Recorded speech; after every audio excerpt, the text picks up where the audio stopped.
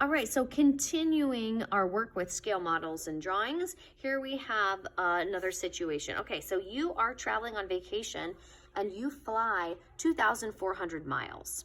On the map, this distance is about 18.5 inches apart.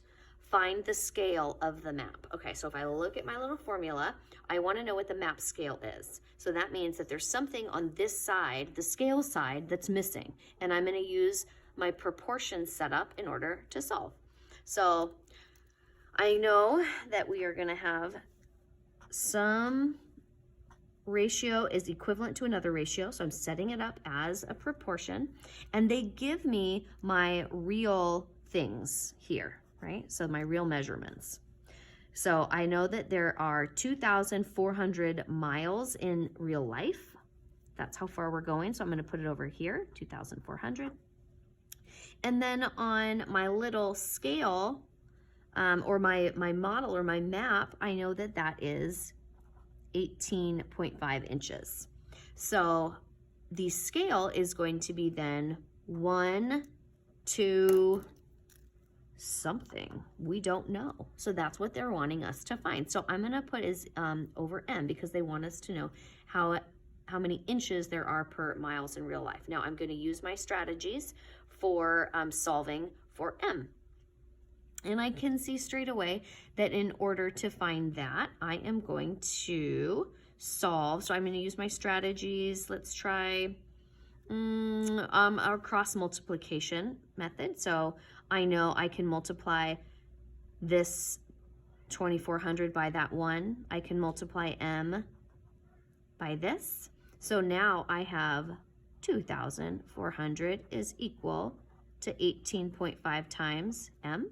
And in order to get M by itself, I'm going to divide both sides by 18.5. Notice how I'm just using my steps of algebra. And now I have M by itself. So M, and I've already crunched these numbers previously, is going to equal 130. So what does that mean in the context of my problem? 130 M, that went here. Those are the miles of the scale in real life. So that means for every 1 inch, so I'm going to write my scale, 1 inch is 130 miles, and that's going to be my final answer. Okay, next one. So the plane has mini soda cans. They are each only about 8 centimeters tall. Okay, so I see my little diagram. This can be useful for this type of problem, while a standard can is about 12 centimeters tall. So I'm going to go ahead and label that. So here we have 8 centimeters, and then a real one is 12.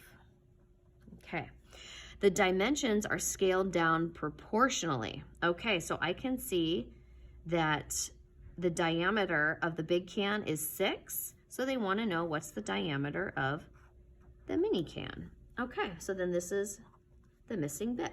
So we're going to go ahead and set up a proportion, and we actually can set these up in a couple of ways. We can say we can put the dimensions of the big can on one side and set it equal to the dimensions of the mini can, or we can say we can put the heights on one side and set it equal to the diameter, whichever way makes sense to us. Either one's going to be fine. So I'll just do it this way.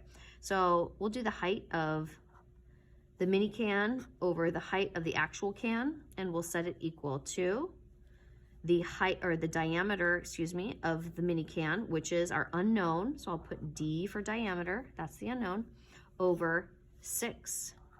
That's the known of the big can. So I can use my proportional reasoning.